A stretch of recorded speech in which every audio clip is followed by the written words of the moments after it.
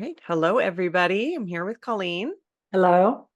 And today we are here with Juana Gutierrez. Hi, Hello. Juana. Hi. Hi, everyone.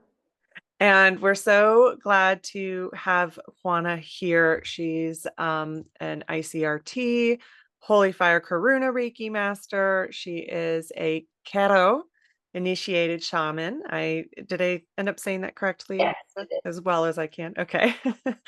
And she's a multifaceted healer. So we're really excited to kind of just hear her journey with Reiki and things like that.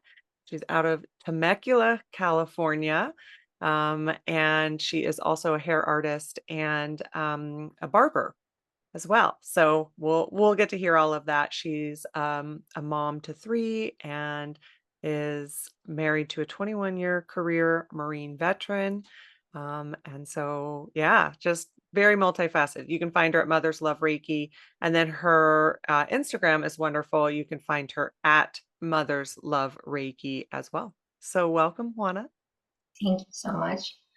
I do want to say that I am a fan of the Reiki lifestyle, so I'm really honored to be here. This is so special for me.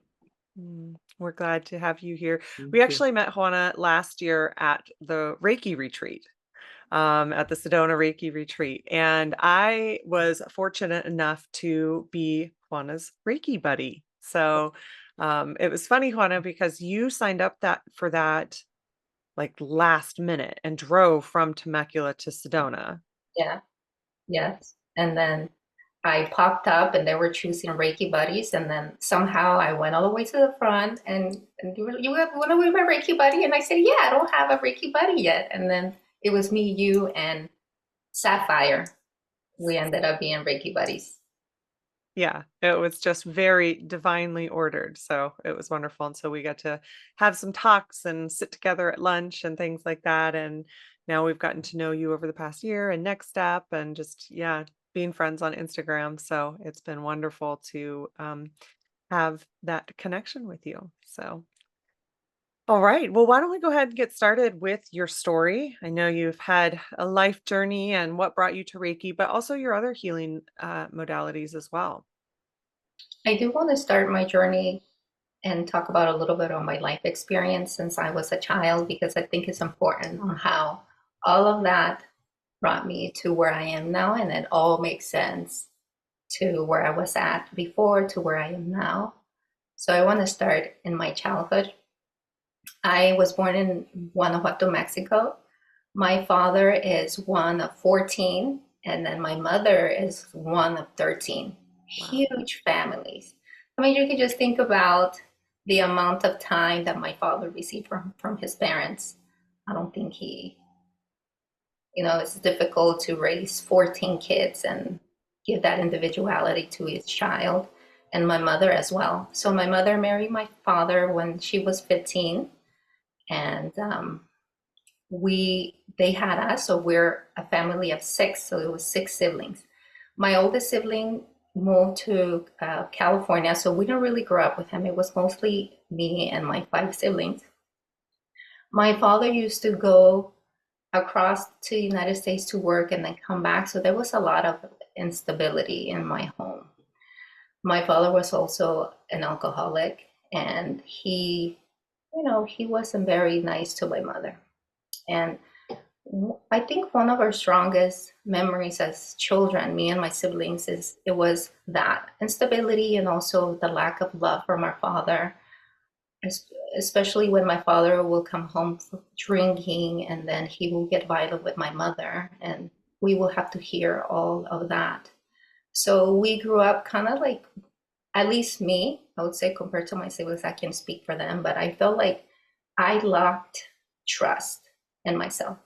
And I also lacked courage, courage, because I felt that I couldn't stand up to my dad when he would hurt my mother because I was so fearful of him. So we grew up with this fear, but also I think there was a lot of beauty growing up in Mexico. There's so much culture, there's so much food, and there's so much color, right? So there was a beautiful aspect of growing in Mexico and also being part of this huge family, but there was also a lot of shadow, especially on my father's side. There was just this huge karma of alcoholism And there was another karma of a lot of young women having children as teenagers. There was a lot of teenage childbearing women in both my mom's side and my family side. And I think overall in Mexico during that time was very normal for girls to get pregnant in their teenage years. So that was very common there. So when I was about 11 years old, my father moved us to Atlanta, Georgia. And this was the time where there was an amnesty. So we were part of the amnesty and we were able to move to Atlanta, Georgia legally. So that's something that my father did for our family, and we did the whole experience of being immigrants to a new country, and it was like a huge culture shock for me. I never seen like an African American before, or like a Caucasian, Asian. All of a sudden, I was in a completely different land. And it was, I think it was difficult for our family to get used to it. And I think overall, over time, my mom learned that in the United States, she had rights. And I think she gained courage to stand up to my father, and just, he couldn't put his hands on her anymore. So she finally separated with him. And I think I was like about 14 years old when they separated, and my mother learned how to make money. She bought her house and she decided that she was going to go on with her life without him because Wow. she had it. She was like, I think that this government will provide me like a different experience of what it is to be a woman and how to defend myself with a person that is being very abusing to me. So she moved us with her. She bought her own house, and then we all decided to stay with my mom. None of us wanted to go with my dad, even like my youngest brother, because it was four sisters and one brother. The Oh, oldest never lived with us, wow. and even the youngest brother didn't want to go with him, and I think that hurt my father. But Mm. I don't think he knew how to show us love. I don't think he had the capacity. I just think that he just never knew how. And maybe that comes from his childhood experience by being one of 14 too. And so when we moved with our mother, it was the very first time that my mother allowed us to have a little bit of freedom. And mostly too because she had to work a lot. So now my sisters and I had a lot of freedom. And I think we started to go out into the world. And we were looking for like love from a father. And so all of my sisters, my oldest sister was the first one. She got pregnant around 17. And then the next one around like 16, 17, she got pregnant. And then there was me. And then I got pregnant, I think I was about 16. And we were going through the same cycle that was happening in my family because I think we had the huge imprint of the father wound. We were looking for like love, somebody love us. And we fell in love with older guys. Or they were the older guys. They were about like 3, 4 years older than us. Yeah. And so when I think I was about 16, I got pregnant with my first son. And um, I was extremely depressed because I didn't want to fall into the same thing because I saw my two sisters do it. And I was like, that is not going to happen to me. I'm not going to let it happen. But then it happened to me. And then I was just so upset at myself. I think I was so upset at myself and I couldn't believe it. And I was praying to God, God, please don't let me be pregnant. I promise I'm never going to do that again. I'm going to change. And I mean, you can't change your choices. And so then when I got pregnant and we told my mother asked the baby's father to take me with him. So then I had to move in with his family. And there was another life change experience for me.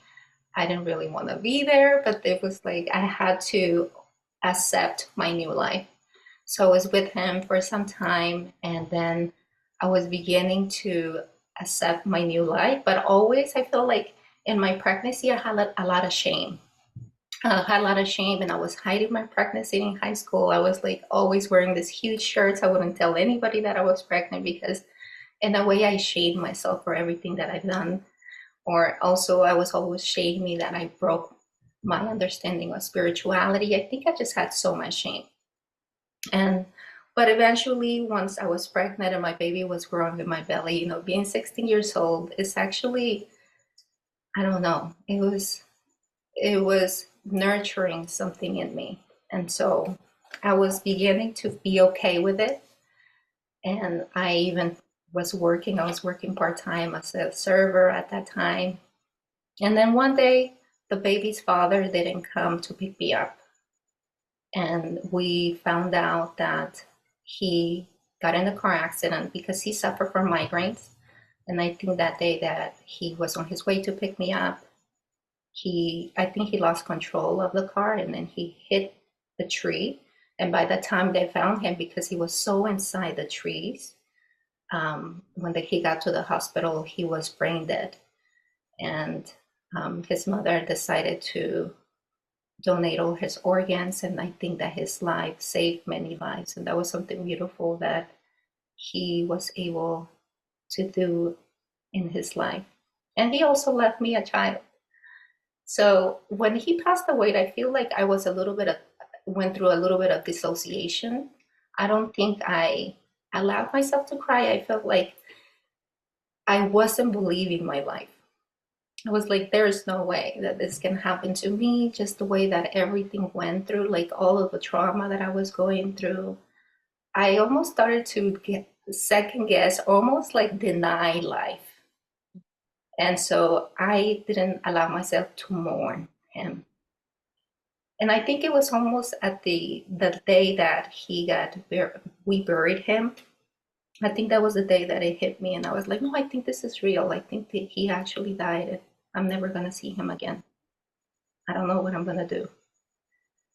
So I think the next day after we buried him, he came to me, and I think that was the very first experience that I have, like as a clear,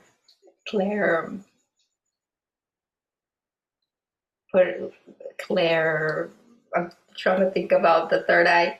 Uh, There's clairvoyant. Clairvoyance. My Yeah, very first time of clairvoyance, he yeah. shows up in the room that we shared, and he just told me that he didn't want me to cry.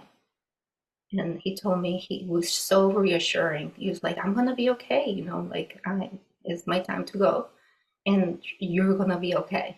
And he really tried to convince me that I was gonna be okay. And he wanted me to believe him. And I don't know if I wanted to believe him or not. But that was the last time that I saw him, and I never seen him again until I think we had an experience to explore the 10th heaven and he came through. So that was the second time that I seen his spirit. But other than that, that was the last time I saw him. So I went back to live with my mom, and then I had my baby. And, something happened to me when my baby was he was about like a couple of weeks old. I think I no, I don't think I had postpartum depression, but at that time, you're so young, you don't even know what's happening to you. We I think didn't know we didn't know what it was either. I mean, no. yeah. I mean, and then I was also very lonely because, you know, my mother, she's busy. She's raising five children and she has to work. And then my father, he was not emotionally available for me. And then my siblings, my sisters, they had their own children too. We're all teenage uh, mothers. And then my little brother, I mean, he was little. And then we also had a little tiny sister that she was little too. So then I couldn't put any stress on them. And we were immigrants. We really have a lot of family. So I think it was a really lonely time for me. And I remember that one day my son was crying, and I felt that at that moment, I think all mothers that have postpartum depression can really have very, very dark thoughts. And I just couldn't hush my son, but I think it was like my energy too, because I was just feeling so sad. I was just going through like this experience of mourning. I don't know what I was mourning. I couldn't understand it. And then at the same time, I had to be there for my son. He was crying, and then I had this thought, maybe if I throw him out the window, he will stop crying and everything's going to be okay. And then, because I lived on the second floor, and then there was a window there, and then just I feel like there was a voice, like the energy of the room changed. The voice kept on saying, just throw him out the window, Juana, and it will all be over. And it just kept on talking and talking, this voice. And I got closer to the window, but of course I couldn't do it. And I just kind of let my baby go on the bed. And as soon as I let him go, like he just started to cry so even louder because I suddenly dropped him on the bed. And then at that moment, something changed. Just something snapped inside of me. I feel like if there was like an initiation to womanhood or motherhood, I think that was the day, because I really felt that like this energy of courage took over me. And I said, Juana, nobody is going to save you. No one. You're going to have to do this all on your own. And it was so real that I think that was the very first time in my life that I had courage, because I was always living in fear, always running away. And at that time, I felt that I had to do this, not for myself, but for my son, because nobody was there for him, just me. I was going to have to do this all on my own. And so that day, I think I started to understand what courage was. And I said, we're going to do this. I'm going to have to do this on my own. Nobody is going to save me. And I think that day I just like got myself together, and I was like, I'm not going to be depressed anymore. I don't know, I'm going to do something, you know? And so I started to change. Just maybe I put my emotions on hold. They were just locked. I didn't allow myself to feel. And so I went back to work, and I decided not to go back to school. And I just started to live my life being a single mom. And I went through life like this. And I eventually met another person when my son was about 2. And I fell in love with this person, of course. And I still had that imprint of the father wound. And I don't think that during that time in my life, I never had a role model of what a good relationship had to look like. I didn't know what that meant. So I had to go out into the world and find out for myself. So it was like my whole life had been like trial and error, trial and error. And so with this person, we actually moved out, and we went to Washington State. Oh. And I started a life over there. And Were you still in Atlanta before, and then you had yeah, moved to Washington? Okay. yeah. Yeah. So when I met this person, we met in Yeah. Atlanta, Georgia, and then I fell in love with him, and I said, oh my God, I'm gonna have to, wherever he goes, I'm gonna go with him. So he invited me to go to Washington State, and then I went with him. So when we were in Washington State, I feel like the relationship changed. Like his true colors came out. Mm. And I also didn't know that he was experimenting with drugs.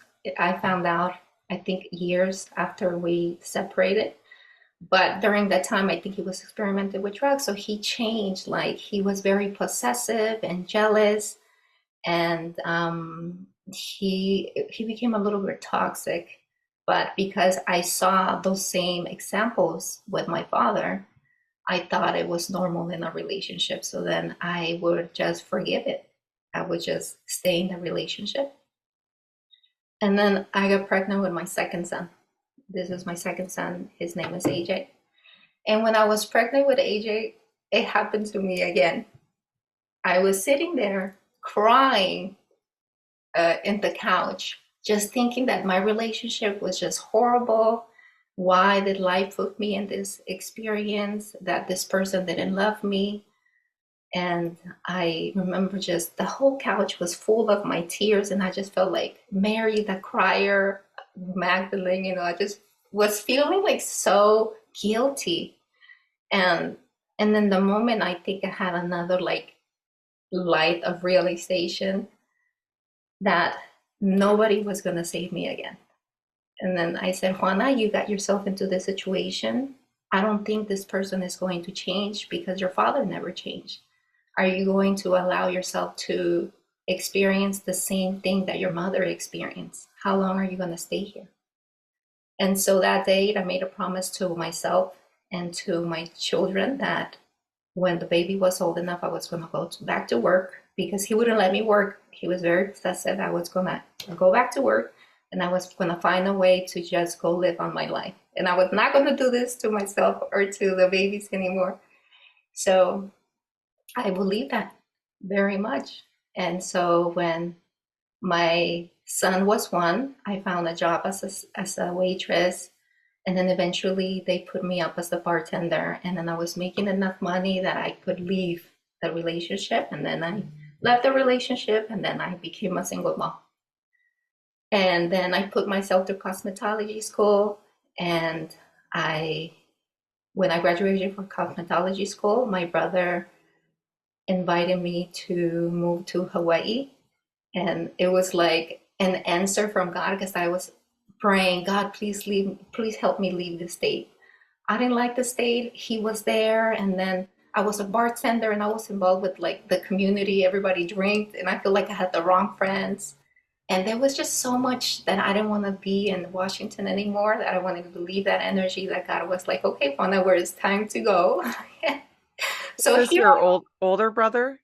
yeah, this is my youngest brother. Your youngest brother. So Okay. my very youngest brother joined the Navy, and then Okay. he invited me to live with him in Hawaii because he was married with my sister-in-law, and they didn't have any kids, and he was always gone, and he thought it would be like a great idea that I come live with the kids with her as Mm, he was gone on deployments. yeah.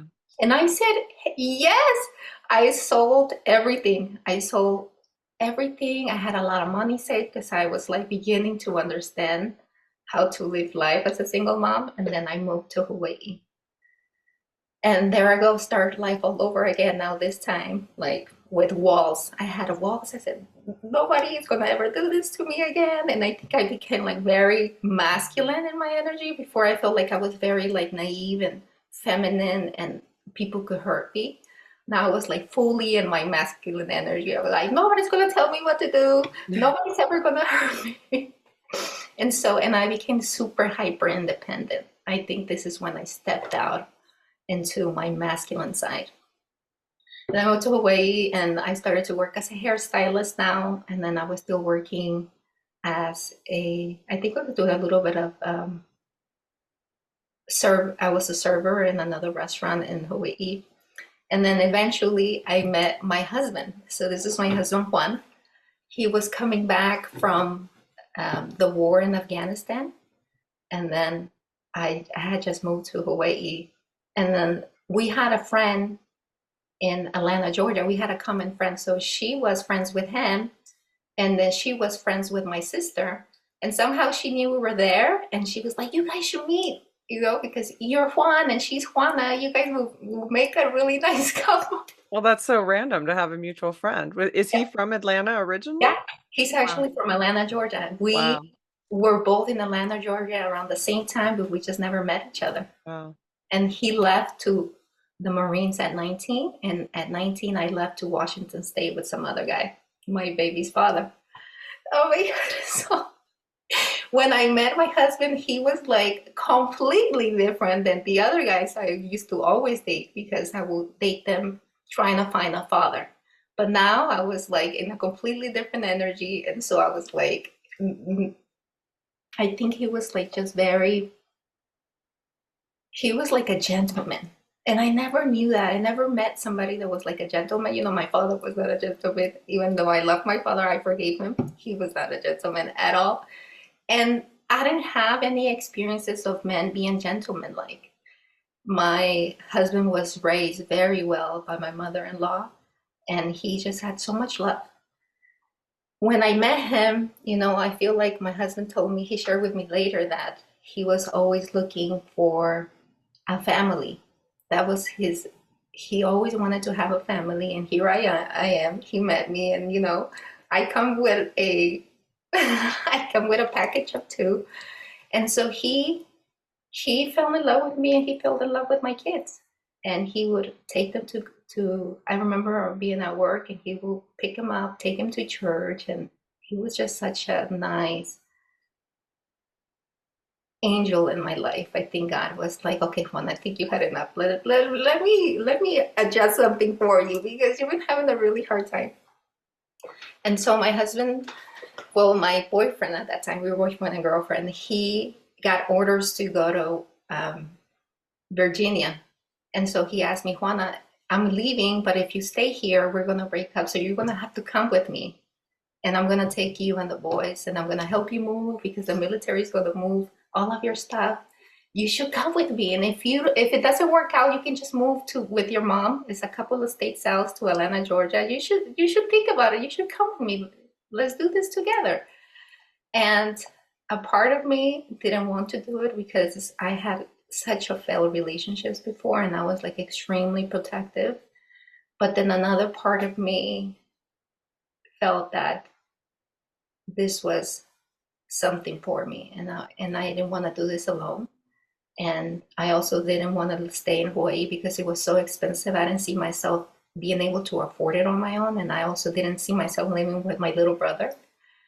So it was like another, you're gonna have to have some faith, Juana. So I ended up moving with my husband to Virginia, and then 4 years later, we got married, and then a year later after we got married, we had Bella.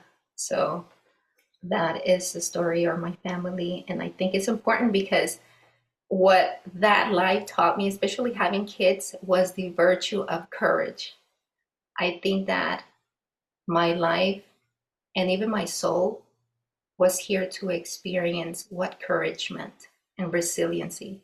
And I think my whole life was like courage after resiliency after resiliency. And so at the time that I was with my husband, I think I was just full of resiliency and courage. So when I was with him and he actually brought like a lot of stability and structure to my life, I was able to just breathe and use that courage and resiliency to focus it on something else. And I was able to go back to college. So I went in Virginia, I went back to college and I got an associate's degree in science because I had like this big dream that I wanted to become a medical doctor. And I said, I'm going to go do it. I'm going to go become a medical doctor because I have like this inner fire to go do this. And so that was my dream, to go back to school and become a medical doctor. And that was the plan. So then I went to school, got my associates in Virginia, and then eventually we moved back to Hawaii as a family. And then I started at the University of Hawaii and I studied public health. And I wanted to, with the plan that I was going to become a medical doctor, I was going to graduate there. And after that, I was going to go to medical school. And then when I was at the University of Hawaii, I started to study pain. Well, I was studying alternative therapies for pain management during labor and birth. So that was going to be my practicum. And the reason that I kind of got involved in that is because I was pregnant while I was going to the University of Hawaii. So I was going to the university pregnant in my moped, and I was having so much fun being pregnant because I was at a different moment of my life of what pregnancy meant. I was actually with somebody that gave me like, I guess, the nurturing and the love and the safety of what a woman needs to be when she's pregnant.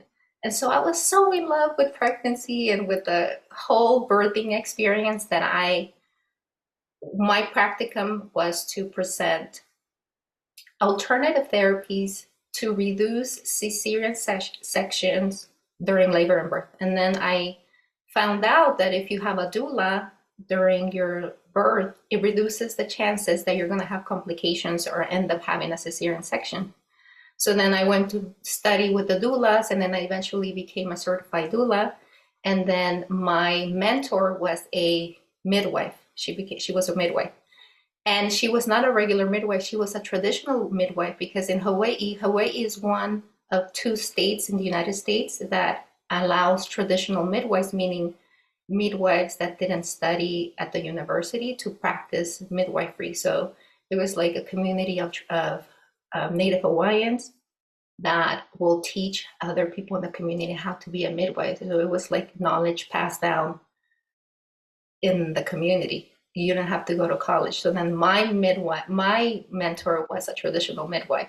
So then she started introducing me to like the holistics, and she would take me to all these events that you could learn about the healers, and then there was like psychics, and there was like crystals, and all of this was new for me. I was like, what is all of this? Because during my whole life, I'm so much running away from the pain. Like I never had time to stop and be like, well, Krista's going to help me through this difficult pain. And then I was also raised Catholic, so I was like really involved in the Catholic understanding of it.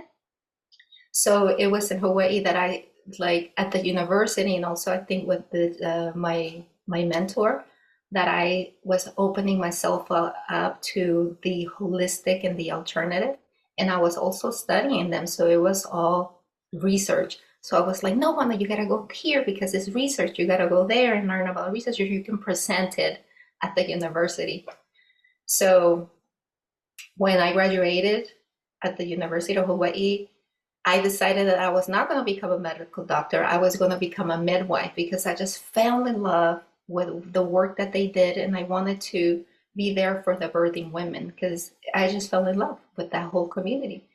So my husband got orders to go to 29 Palms, California, and so we moved there, and I still have plans to go get a master's in nursing, so eventually I could become a midwife. But the school was about 3.5 hours away. So then, okay, I said, all right, well, I can't do that right now. And then doula work, because I'm going to do doula work. I couldn't do doula work because the next year, 2020 hit. So it was like COVID. And then you weren't allowed to be there with women. So then I feel like that door changed, or it closed for me. So that I couldn't do any of the birthing work those 3 years that we lived in 29 Palms. But something changed in 29 Palms. So I think it's about mid 2020, I began to have like this spiritual psychosis. I don't know what happened to me. I think it was like something happened astrologically in 2020. Mhm. And I also lived 29 Palms, California. I don't know if you guys ever heard of Joshua Tree, California. It's a little bit like Sedona. It has a lot of like energy vortexes. So I think it was divinely guided how I ended up at that moment in time in 2020 in the desert. So it was like something was forcing me to face myself. I had to go inside. So I was going to this spiritual psychosis, and I felt that God needed to talk to me. I don't know.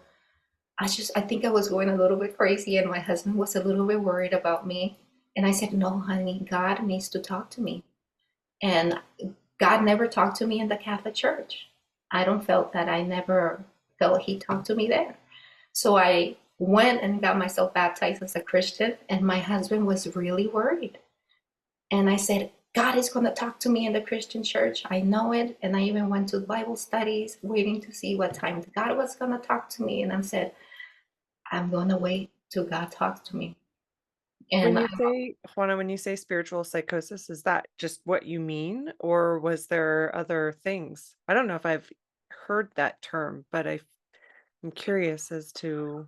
I guess that's what I name it, Mhm, because I felt that in a way I didn't know what to believe.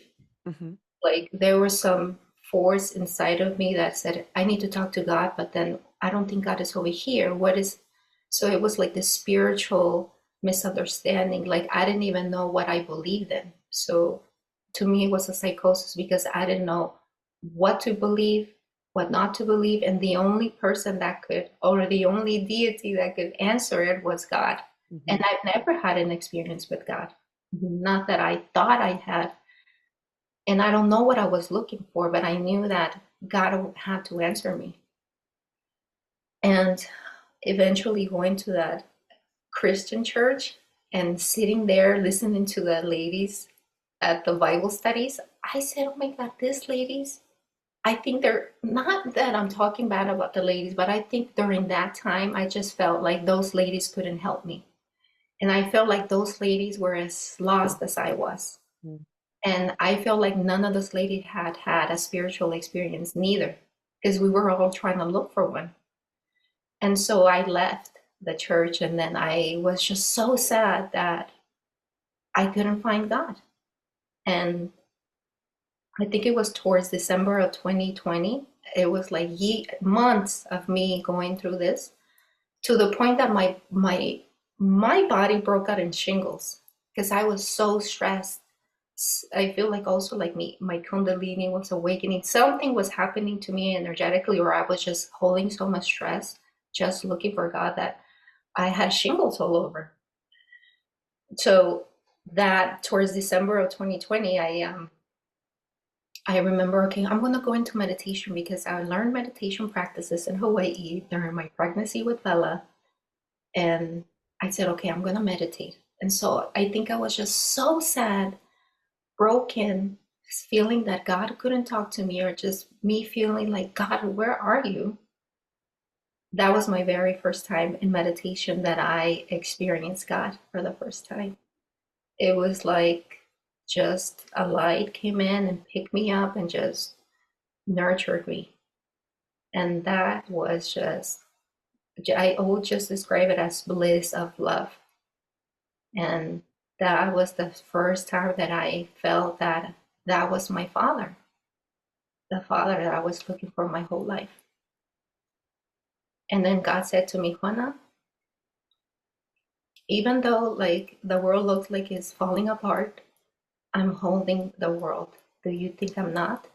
And it just made so much sense for me. And I said, oh my God, God is watching for us. Like he will never let us fall apart. I think that's just inside of all of us. And then that moment I realized that God was inside of me all along. And I was out there looking for God. I was out there looking for love. And I was like, love was inside. And that changed my world forever. And then I was like, wow, I wanted to know more. I said, wow, like this is incredible. So I wanted to go out into the world and experience more of it. And then all of a sudden, something was telling me, you need to go see a shaman, Juana. And I've never talked about shamans, and I'm always Catholic. This is new for me, but I was like, okay, I think I need to go see a shaman. I'm going to travel to Peru. I'm going to go see a shaman, and the shaman is going to help me. But of course, it was 2020. Now it was 2021. No one can travel. So, because I lived in Joshua Tree, Joshua Tree is a place that brings a lot of spiritual people there. There was a shaman that lived 20 minutes from my house. Mhm. And so I told my husband, honey, I'm going to go to a meditation retreat. I'm going to be back. I'm going to be gone all day. I couldn't tell him I was going to go see a shaman because he was very worried about me because I was going through he Yeah. was like, not okay. And And that's a big change from being baptized to now I'm gonna go to a shop. Yeah, that makes sense.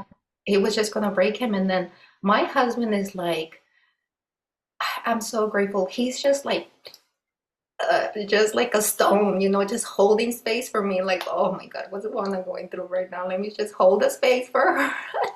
I just didn't want to worry him again, but I don't think he understood what I was going through either. He was just like trying to just hold space for the family to be together, and I was just tearing apart inside. So I went to see the shaman, and then the shaman had the same type of ceremony that I went to get initiated with, like the kero. He had the medicine of the kero people. So he had the despacho, and he also gave me to drink a little bit of wachuma, which is cactus.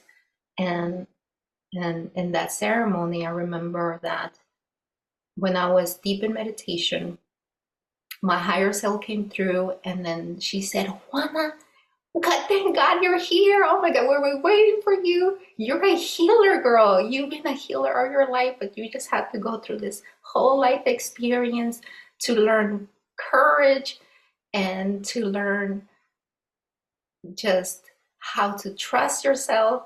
But you're a healer. Matter of fact, you used to hold the same medicine. So the despacho that the shaman offered me, like there was this beautiful vision that in another life, I used to hold space with the same medicine. Like I was so connected to that medicine. It was so real that I said, oh my God, what does this even mean? Like, I didn't know what a healer was. I don't know if I wanted to believe what I saw, but it was just so real. And then I had just had the experience with God that I said, is this it? Like, I was having this experience if that I don't know that I should believe or not. And then somehow I felt like the shaman, like I knew him. Like our souls at that moment came together to be like, Juana, do you remember me, girl? I'm here and I'm holding space for you so you can remember who you are. Do you remember? Of course, I didn't tell that to the shaman because I was thinking he's gonna think that you're crazy. Like, what if all of this is just crazy? So but I felt like it meant something to me and I wanted to explore it more. And because I couldn't become a midwife and I couldn't become a doctor at that moment, at those 3 years I was in 29 Palms, I went for it. I found a teacher that could teach me the kero wisdom because that was the wisdom that came through for me that I was so connected to. And I wanted to learn what being a healer was. So then I found out about Reiki. I never had a Reiki session before, but I wanted to go learn Reiki because somebody told me, Juana, you should become a Reiki practitioner. So then I went and found a teacher. I went online. I said, okay, the Reiki teachers. And then I found Jubilee Russell. She was in Ladera Ranch. And then I signed up for a class. And then she was actually a nurse. Julie Russell is a nurse. And I said, she's a nurse. I want to be a nurse.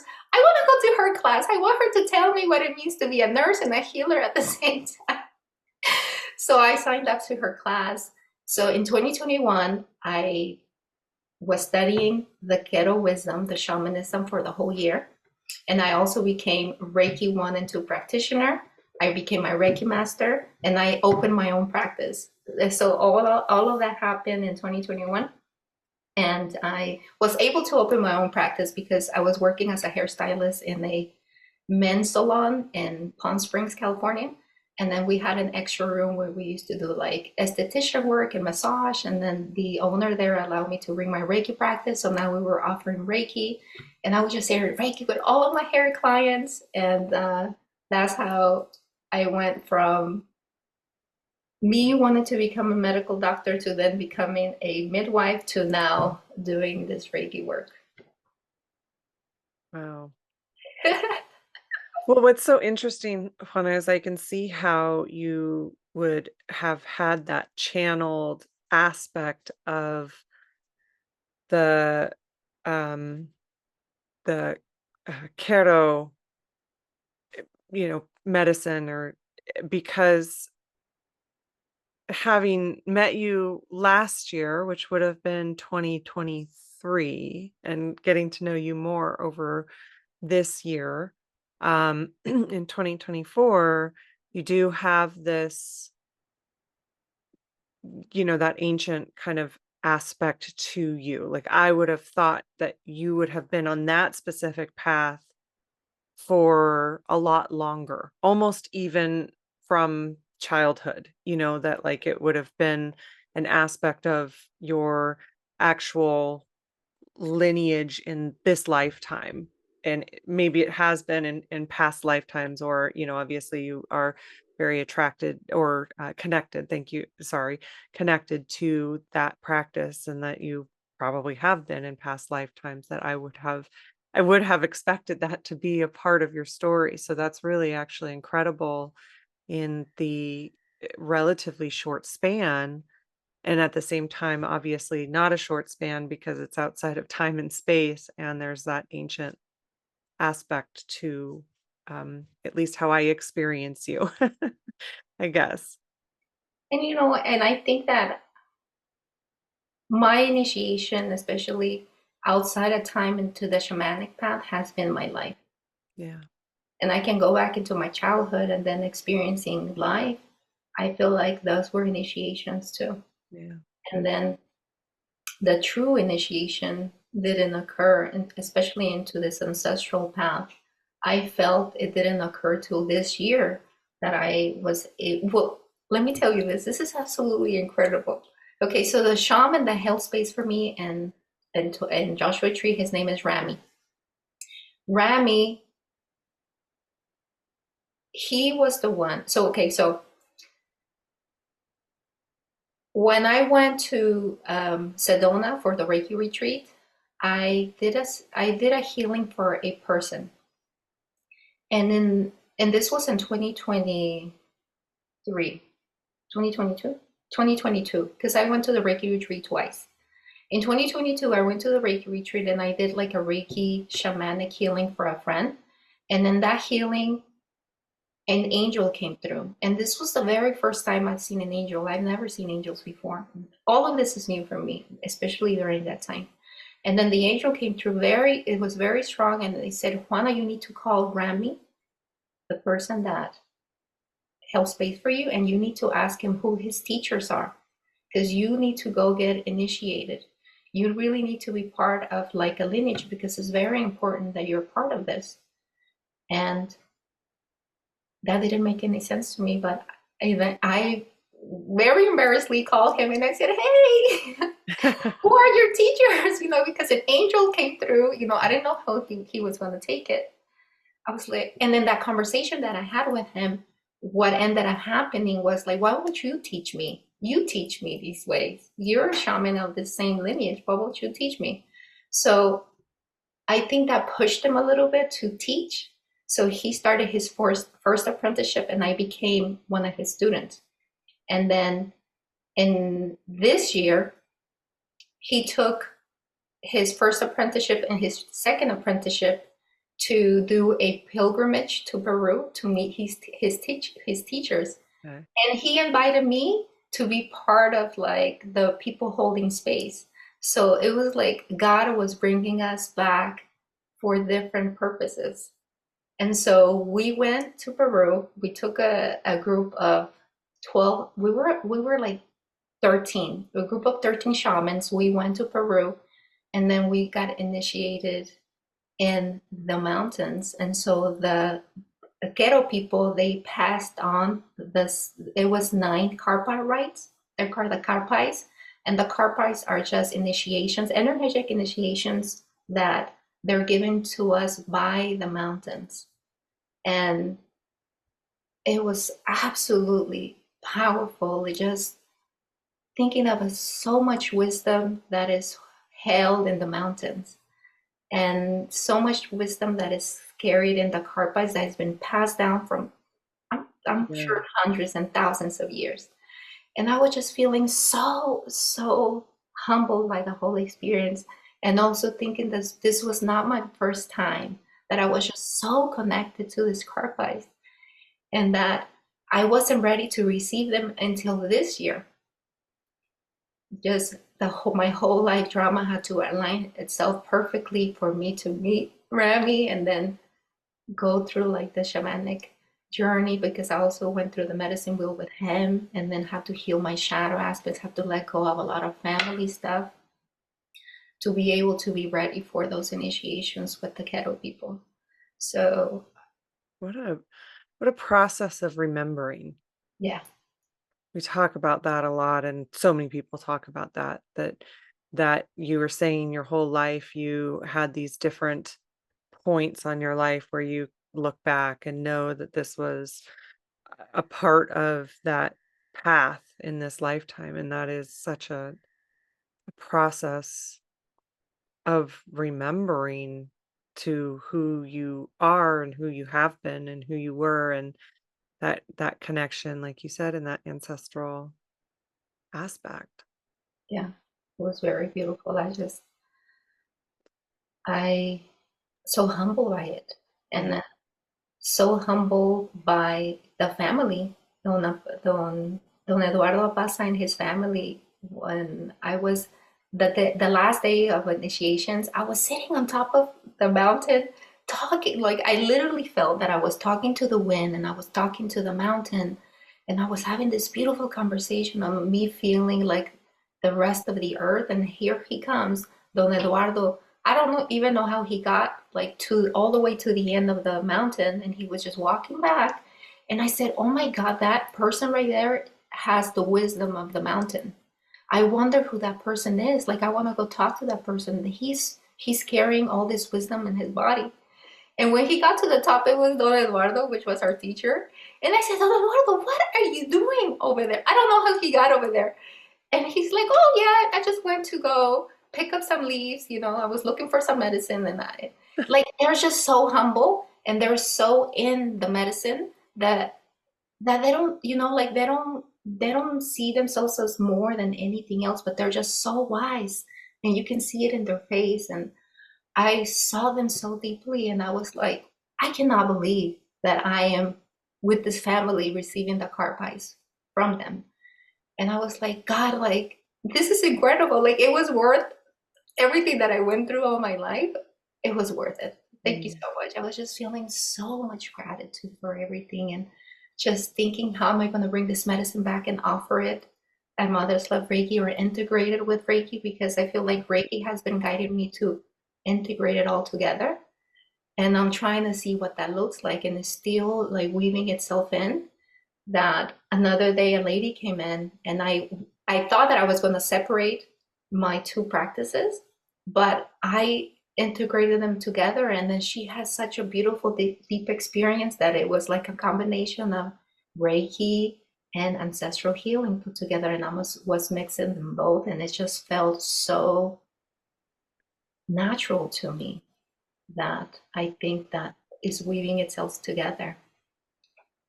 And Colleen, I saw you unmute. Well, I just keep getting such a deep sense of your own ancestral history going, probably generations back, but people carrying this medicine or similar medicine, and the healing medicine feels very much like it's part of your ancestry as well. Yeah, definitely. It Yeah, felt so, it felt like home. yeah. It felt like home when I got to Rami's house for my shamanic healing. I think he saw me because he obviously at that time he was a shaman more advanced than me. I think he could read that this girl, I think I know this girl, or something's going on. I think he recognized it more than I did. But when I left his house, I was like, this is me. Like that ceremony is part of me. I'm gonna go learn it. And I went to go learn it, and I'm still in this learning process because I feel like also like the karpais are like wisdom that just comes through different lifetimes, and it just keeps on going, and it just keeps, it's kind of like Reiki, right? Reiki is like this infinite source of beautiful energy that not everybody's going to channel it in one lifetime, but it keeps on coming as we work with it and as we understand it. I feel like the karpais are the same. What is the despacho ceremony? Okay, so the despacho is a form of ceremony that we do to give gratitude to the earth. And Um, so, you know what it reminds me of, Colleen? That day where when you do the ceremony of grace, I was like, God, Colleen is such a shaman. She's such a shaman because that was like very much shamanic. It's a little bit like that. So it's an offering that we do, and we put like flowers and corn, tobacco. You can add a little bit of rocks, and you can add beans. And so it's this whole different list of ingredients, and then you put an intention of each ingredient, and then you give it breath. And in a way, you're opening like this beautiful portal to connect with the earth so that the earth can listen to your prayers. So it's a form of Aini. Aini means reciprocity. It's like, oh my God, like earth, I'm here, listen to me. And then the earth is going to give me something back. So then we're honoring each other. So the despacho in a way is a form of releasing too, because you can give away everything that you no longer want in your body. So then the earth can take it for you. And so it's a form of ceremony where people can sit and really think about what is it that I'm ready to go, and what is it that I'm really grateful for, and what is it that I really really want to gain from this ceremony. Um, After we put all of these intentions in this beautiful, it almost look like a mandala, we close it and then we cleanse the body from everything that it needs to be purified from. And then we put the despacho into the fire. So then it's almost like the earth can bring it into herself. Well, I think that's also why, we think about the different shamanic practices and even Reiki. When I was in Taniai, the birthplace of Usui, founder of Reiki, for anyone listening. But I was there, and we were really fortunate to participate in a ceremony with a 19th generation Shinto priest. Wow. And the same thing, the ceremony is the same ceremony with different traditions. And when I was in India and I was able to go to a ceremony there, and it was the same type of a ceremony, the gifting of the earth and the feeding of the people and the giveaway and the receiving and that beautiful exchange. And it was the same ceremony in Ireland and the same ceremony in Nepal. And so seeing that, that part of the natural part of us in that gratitude and that thanksgiving and connection with the earth and the remembering, as Robin was talking about, it's amazing that you have been gifted the remembering as really as quickly as you have, Mhm. because that's, you can see from your life experience the experiences of the forgetting and now in the remembering. How beautiful. And I also think that I was guided to holy fire, especially because I feel like the holy fire system is also very shamanic. We Yes. honor the four directions, earth and sky. And Yeah. then especially you, Colleen, because you're so involved also with William Wren and writing of our book, our Reiki book, and how we are supposed to open space for Reiki. There's just so many shamanic aspects into it. So it's very like resonant with what well, at least the shamanism that I'm following. But you know what? My Reiki teacher, Julie Russell, she was studying shamanism and she was guided to stop because I've heard of other Reiki healers that sometimes them going into like a shamanic practice, it doesn't resonate with Reiki. So I don't know if it's like the type of shamanic training or if it's not meant for everybody. But I've also heard that of other healers that sometimes the shamanic path doesn't resonate with their Reiki practice. Well, and I think that's true of all the different kinds of practices that are available. Some resonate and some don't. And I know in my training and really studying with shamanic practices around the world, there are many who actually don't want you to use Reiki in the shamanic practices. And so that can also go back and forth, where one tradition does not want the two energies to merge. Mm, And um, it's usually the opposite with Reiki, where Reiki is complementary to the practices people are studying or working with. And then also, shamanism is a very, it can be a very strict and also harder path mhm, than Reiki. And so particularly, depending on the teachers that you're with, where they are very much, this is exactly how you practice. And, there's no combining and there's no, really changes in the practices, which is honorable too. It's just a matter of which calls to which person. And I think that it's just not everybody is called to all the different practices. Mm. With the Kero family, when we were in Peru, I was talking to about Reiki to all of them, and Eduardo's sister, which the women are not called shamans, they're called nustas. Nusta means almost like princess, like divine princess. And so they're the nustas, but they're shamans. And so I was talking to her about Reiki, and she was really intrigued. And matter of fact, she gave me a session where she cleansed my body. So I had a session from her, and then I offered her that Reiki session. And she agreed. So then I gave her a Reiki session and she fell in love with Reiki. She loved it. And she told me it was like a very loving energy. And she was just so relaxed. And then, she just felt so connected to it. So that family is definitely like a family that is open to other forms of modalities. And of course, God was going to bring me to a family that was going to be okay with what I had to offer. And they were so open and very curious about Reiki as well because they will ask me about it. Yeah. Well, I had a similar experience. I mean, I've been in ceremonies where they don't want you to combine them, and then one of them I was very surprised. I was in a Lakota Sundance ceremony, which is very traditional, one of the 7 sacred ceremonies of the Lakota people.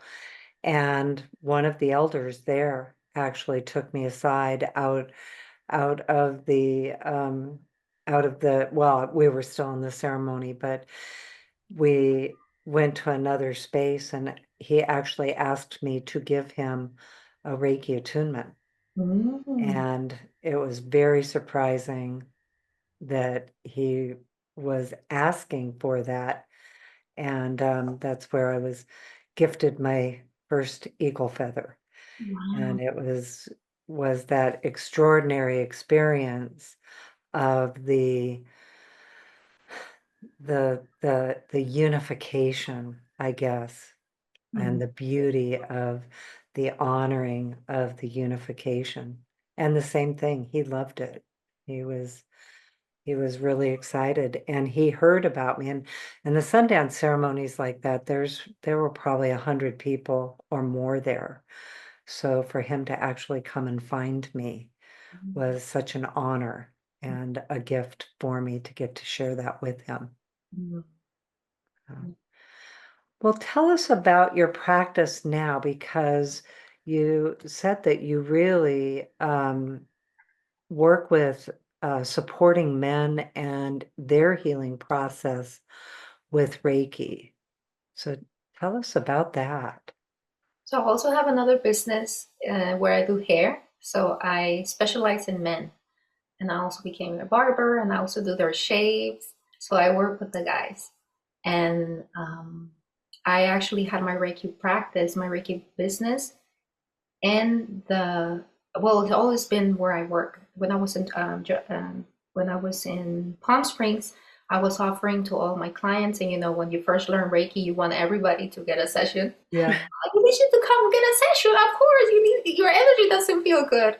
So then I was sharing a lot of Reiki in Palm Springs. They were really open to it. And matter of fact, Palm Springs has a lot of gay community. So, I feel like the gay community is a little bit more open into their feminine aspect. And so they were open to Reiki. I was giving everybody a Reiki session and a past life regression because I also went to go learn past life regression. I just wanted everybody to feel what I felt. And they were so open to it in Palm Springs in that community. So then I moved to Temecula, California, and now this is a different type of community. Temecula and Murrieta is the conservative towns of Southern California. So I get all of the military guys, and then I have like the Christians and the police officers. I have a lot of the firefighters and the business owners, like the alphas that we call them, like the alpha masculine guys. And so I wanted to approach them a little bit different. So then I started to set an intention that whoever was open to receive Reiki in my chair, Reiki was going to channel through me. And so then I started to see, and when I put the intention on my chair, it was different than the days that I didn't put the intention on my chair. When I put the intention for people to receive Reiki, I feel like unconsciously they were open to receiving it. And we will have such a deep conversations about healing, about just stuff that they're going through. And that's when I will open my opportunity to say, you should come and have a Reiki session with me in the back. I have my room set up for you. Do you want to experience that? And so that's how I started to approach this community. And I was doing a lot of Reiki for the guys. And like guys have, what I noticed is that they carry a lot of stress. They also don't know how to express their emotions. They suppress them. And so Reiki is a beautiful practice that can offer them a place where they can just come in and they don't have to say a word. They don't have to tell you, oh, the reason that Mm. is they don't want, a lot of them don't want to do talk therapy. They just don't want to express what they're feeling because, that's what the culture taught them. And then they just don't want to feel like it's a moment of weakness for them. So they just come in and they don't really share a lot what they want to share. They just say, I'm just here to relax. And they let everything go. And so then I started to have a lot of these guys who will never, I don't think, want to try any type of holistic therapy come in. And with them, there was one guy who was a military guy, and you could just feel in their aura when they're carrying so much pain. Um, it was a military guy, and then he was carrying a lot of war trauma. And I think a lot of these guys do carry that. How do they remove that from their bodies? And when I was in the session, like, Reiki channeled through and told me that there is a lot of beautiful souls that had incarnated for the purpose to just experience war. Because in their experience in war, they take the pain from the earth. It's almost like I'm taking a cancer off of you and I'm going to transmute it in my body. And I'm going to be in pain my whole life, but that's okay because that's my, almost like that's the experience that I want to live. And so me working with them in Reiki, I was, in a way, Reiki was taking some of this pain away from them. And it happened with many guys that had other things, and I feel like they just carry so much in their body and they don't know how to move it out. And working with the men has been also very healing for me because I had a lot of things that I needed to heal from the masculine aspect of my family. And in a way, I had to experience all that in my life so I can hold space for these men that have come to me and that I bring in. It really does feel like because my practice is called Mother's Love Reiki. I'm like the little big sister, the mother. Oh, come here, my child. Just lay on the table. I'm going to help you. You don't have to tell me a word. So it's been really beautiful holding space for the men. How are you seeing their transformation from it? Because I'm wondering, like in the big picture of it, the long-term picture of it, do you think it changes that soul's journey? In other words, they don't need to come back again. And are they able to transform from that in this lifetime and maybe even complete it in this lifetime? That's something that I really haven't like touched into, but I know that especially with that person that I felt that was his sole purpose, like he didn't come back. It was almost like something awoke in him, and then that was all that he needed. But with yeah, I don't think there was something that I really have been thinking about either. I just kind of when it comes true, it comes true, and I almost let it go. Yeah, Yeah. yeah. Yeah, you would have to. Yeah, I was just curious, because that's a really interesting just concept and experience Yeah. of of that uh, that soul's journey. Mhm.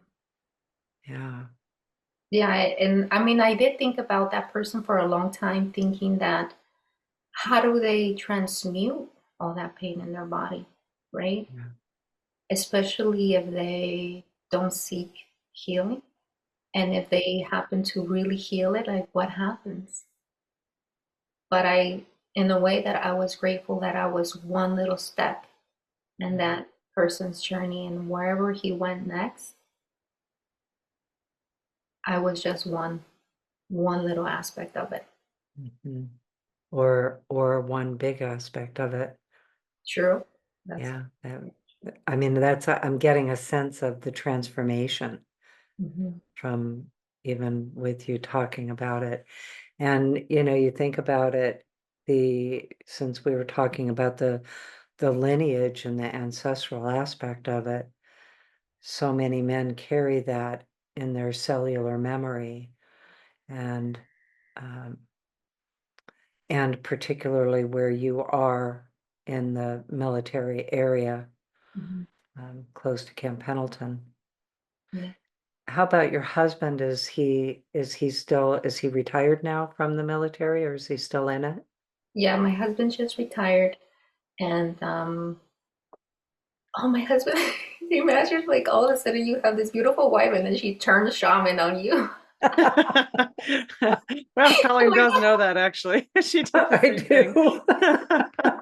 oh, my husband, I tell you, he's such a champ. At first, I think he was really concerned.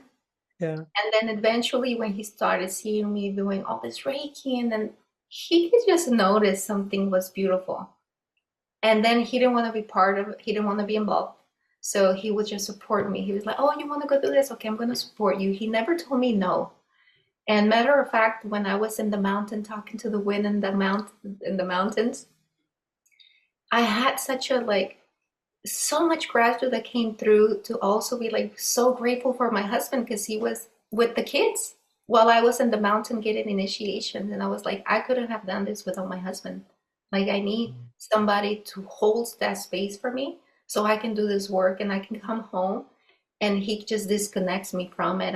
He doesn't want to talk about spirituality. He doesn't want to talk of none of that because he really doesn't want to be too involved, but he sees it, and I feel like something's happening to him like very slowly, but he doesn't want to share it too much because he's like, I'm not gonna be a shaman with you. Don't force me to go do that.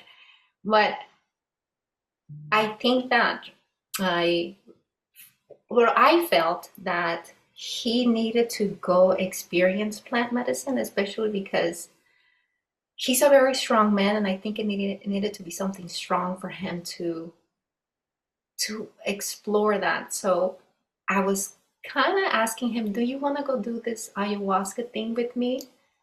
And he eventually told me yes, that he was going to go do it for me, not for him, for me, but it was for him. So we went with the Shipibo people. See, I don't know why I have such a connection with the Peruvian lineage, like those people from Peru. And I ended up finding a Shipibo tribe where the Maestra Matilde, she's been working for 40 years with the medicine, and then she is just so humble and pure and just so honest, and she's just like a mother. Come on in, I'll give you some ayahuasca.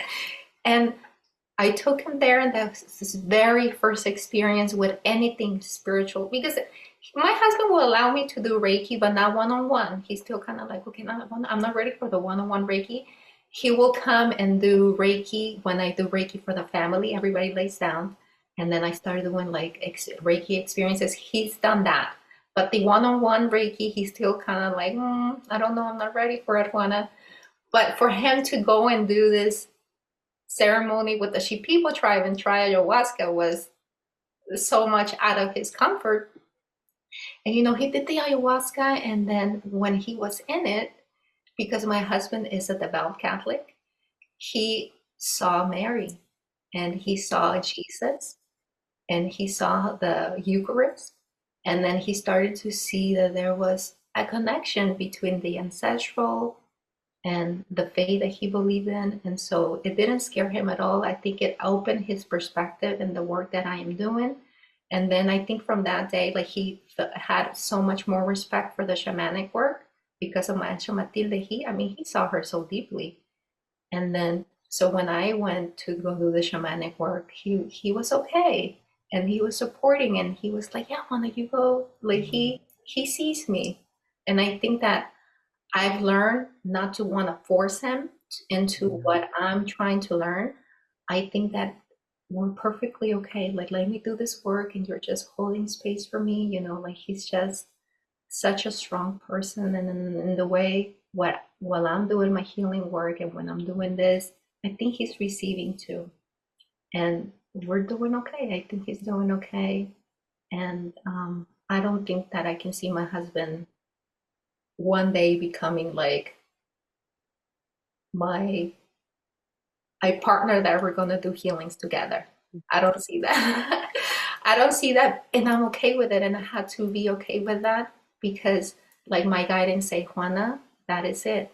Like he's just going to hold space for the family. He's just going to be there to support you, but don't push anything on him. Like let him be, let him understand God the way that he wants to understand God because it's not wrong. And I think that I accepted that.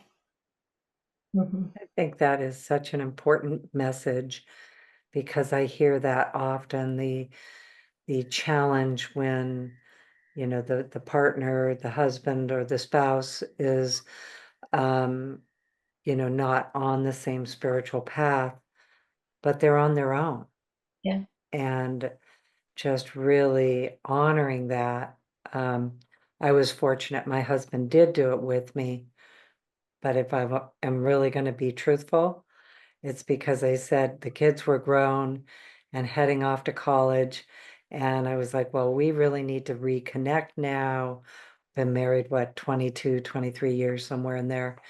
And I said, I know we can golf together and we can travel around the world and I'll golf with you. His eyes were just huge. And like, how about if I do that shamanism stuff with you? And Not so instead. he went to the first ceremony and the first training, and he was kind of intrigued. And then we went to Ireland with a Celtic shaman, Tom Cowan, and on a shamanic journey through Ireland. And he had this like out of the world fairy experience in the fairy glen. And it was undeniable because at the time he was so full of resistance and to the idea, but he was walking through the glen and here we all are and we're rattling, we want to see the fairies and Tom's teaching us how to meet the fairies. And of course I'm like, I really want to meet a fairy. And he has this incredible experience with the fairies as a complete non-believer, and it changed his whole viewpoint of it. And then he went ahead and did decide to study with me. And just for all of you wondering about the golf part, to be fair, I truly could spend like I would never practice enough to get good at it. So it would be very hard on him for me because I had like almost no desire just other than, well, we'll go do this together and okay. So to be fair to him. So anyway, that's how he ended up on his path with it. And I Um, think that's true for, I would say, for us that have been married and all of a sudden, like the women start on this new path. It's easier for us because we're just so curious, and I think this is part of like our feminine aspect of spirituality. The men are gonna have, a really hard time going at the pace of the female. And so I think it's okay to let them, to honor them, to give them their time, because who knows, maybe my husband eventually wants to learn more. But I think I saw that the more that I pushed it on him, the more that he backed away. Yeah. So then I stopped because I said, Juana, I don't think this is it. Even I received guidance like, Juana, you got to show up for your husband differently. You need to show up for him differently. Don't push it. Don't, you have to honor him as well. So when I kind of backed up, he started to get a little more curious, gave him his own space, right? To the point that he went with me to Peru, but he's still like in his own journey, and I'm just watching him over here, and I'm okay with it. And now, before I will fight, especially when I left the Catholic Church to go get baptized Christian, I will fight going back to the Catholic Church. In a way, I was mad with my beliefs. And then I had to heal that. And now I'm okay to go to the Catholic Church with him. And I sit there and I turn Reiki on. And I don't say all the prayers because some of them don't resonate with me. You know, I rewrite the wording. I'll just say different wording, but I said, I love Jesus, yes, and love Christ. But I sit with him, you know, and I'm in a different level of awareness. And then sometimes I have a beautiful experience at the church, and I just let Reiki run through me. And I say, Reiki, you allow all these people to receive Reiki if they're open to it. And so it's been so nice to see the transition from those couple of years, because I'm telling you, my experience has been fast from 2020 to 2021. It Wow. hasn't been that long, but it's been like I was ready. I was like, Juana, you can't be sleeping no more. You're gonna have to do this right now. And so it's been such a fast journey for me, but I think that that virtue of courage and resiliency, and when I felt that, I said, I am doing this. I am gonna go do this, and I'm opening my practice, and I'm not scared of it. I am fully ready for it, and I recognize that I was not meant to be a medical doctor.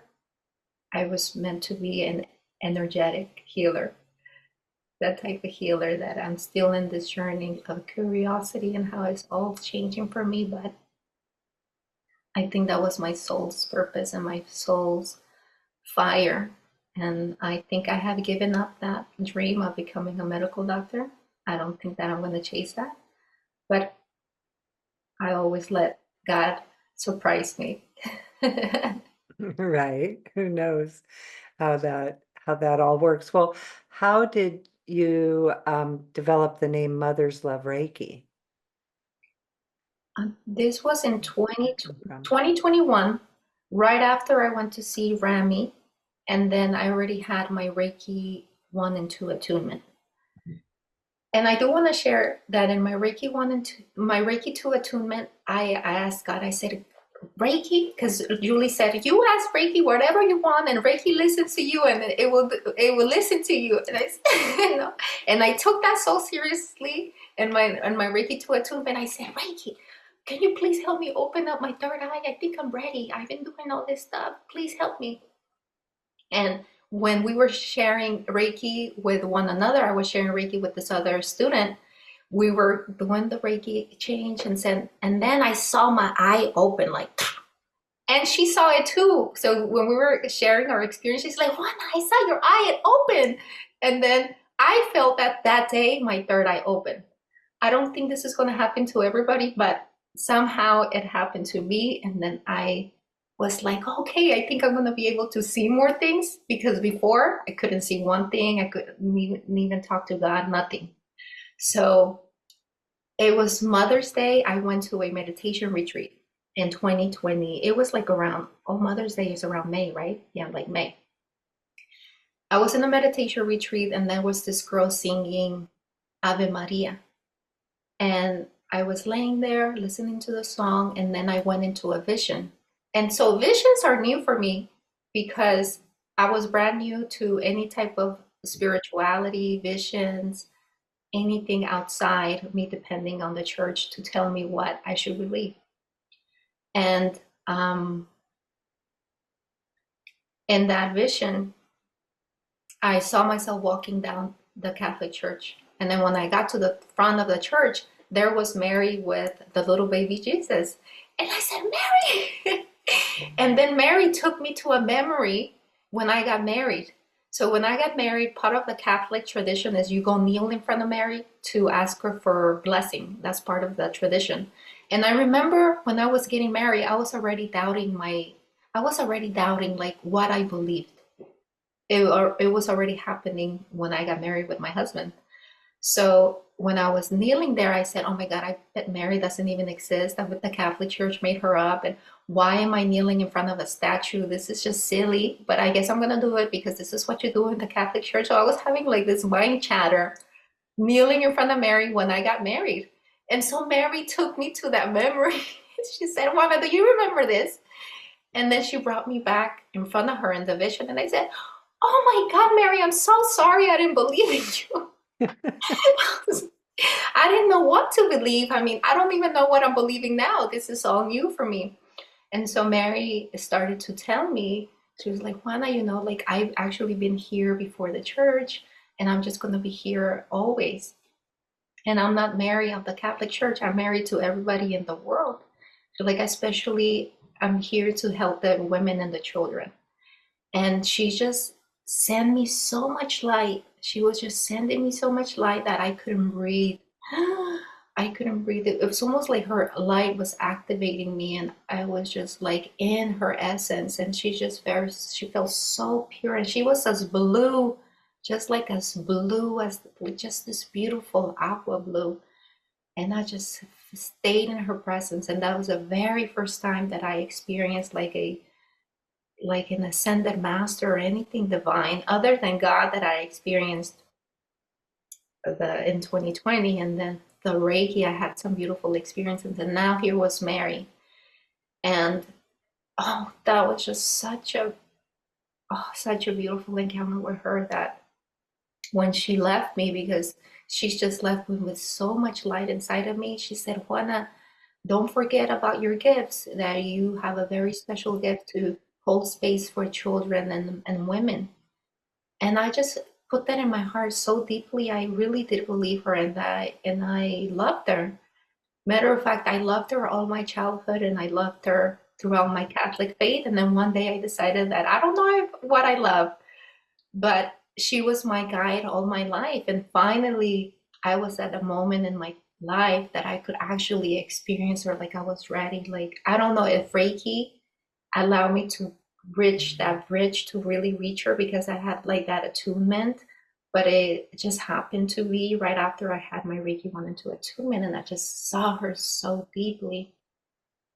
And then she left, and the next couple of months I came up with the name for my business, and I said, "Oh my God, I'm gonna have to name her like Mary." So I named her Mother's Love, because I just felt so much love, and I felt that she was going to be part of my share with Reiki, and there was just going to be so much love in my business, and I was going to show up for her because she was going to be in my life, and my Reiki was going to be called Mother's Love, because Mary is right here with me, and we're going to shoot you so much love. And I think that's how it's showing up for my practice, just with so much love. Whatever love means to me, I think that it's beyond my love. It's like with the love of Mary and the love of Reiki, just compassion. And I just think the Holy Fire Reiki system is all about love. And so, Mother, to honor Mother Mary, because I feel she's been with me since day one. And then love for just the love of the Holy Fire system, and just so much love in it. And then Reiki, because that's what it is. It's like this Reiki healing, and I love it. And I don't think I want to change the name, because it's just channeled through, and I really like that name. I'm so connected to that name. Wonderful. Yeah.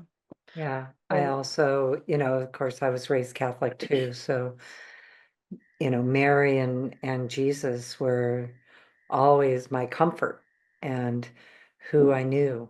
And later, kind of going through some of the similar things that you talked about. And I also got married in the Catholic Church, and the full mass, and the same thing the whole time, wondering what I'm doing, and because it was just what was expected.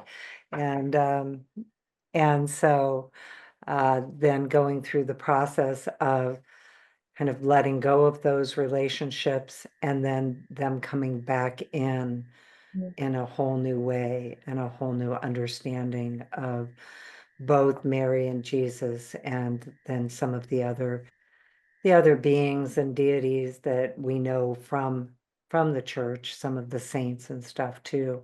Mhm. Um, and getting to have a whole new relationship with them from my own engagement, my own connection to them. Mm. Beautiful. Wow. Well, Juana, what an amazing story. Really beautiful. And you are definitely um, just a gift to the community. And thank you for hearing the call and listening. And I just can't wait to see how this continues to unfold. So, as we've said, Juana is Mothers Love Reiki, and it's motherslovereiki.com. You can also find her on Instagram. And she's got a wonderful Instagram, so go find her there. And she's in Temecula, California.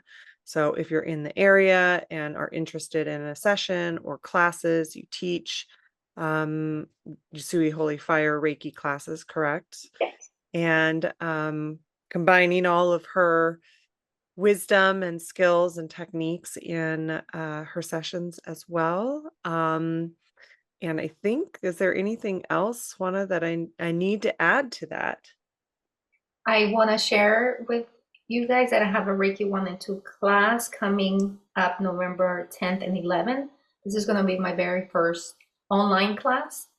I love holding space for in-person classes. I prefer in person, but I have other people that are long distance. They're like, Juana, please do an online class. So I'm offering my very first Reiki 1 and 2 online class. It's going to be November 10th and 11th. And I do have a master Reiki class coming in person in Murrieta, California. It's gonna that one's scheduled for February 22, 23, 24 of next year, 2025. Awesome. And you still are a hair artist and barber as well? Yes, and so I Okay. have my business in Temecula, so that one's in Temecula. That one you can find me in the Fresha app as Juana's Corner. And then I recently brought my Reiki practice to Murrieta. So now I have in Murrieta. It's actually in a little suite inside of my home. So now I welcome people to my home to get sessions here, whether it's shamanic or Reiki or a little combination of the both. I open my home for sessions here. And I also do Reiki events. I haven't done a Reiki event yet. I usually do like community Reiki events that I do Reiki shares where I invite a group of people so we can do Reiki in nature. The place that I used to hold space with burned. There was a fire.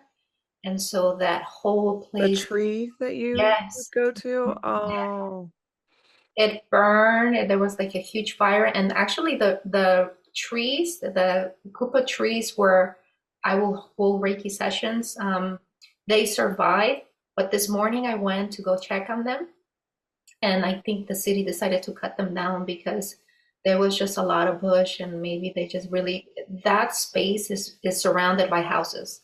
So I think the city maybe decided that it was time to just make sure that there was not going to be another fire. And I was just so sad to see my tree cut down. I mean, I think I'm gonna create an event to go share Reiki with the land soon. oh, I love that. That's perfect. And Mhm. that would definitely, with your shamanic practitioner or, things as well. Wow. Well, I'm sorry to hear that. I follow her on Instagram and I've seen the work at the tree. So Mhm. follow her there if you want to keep updated on those kinds of events as well. So, and then her name is spelled Juana. It's Juana Gutierrez, but her first name is spelled Juana. So, but you can find her at Mother's Love Reiki. All right. Well, and of course, we're at ReikiLifestyle.com. You can find us there for all of the things. So thank you so much, everybody, Mhm. and lots of love to you all. Oh, thank you. Thank you, everyone. Thank Thank you, you. Juana. It's been an honor to be here. This was so much fun. So good. Yeah. Great story. Thank you. Just fascinating. All right. Bye now.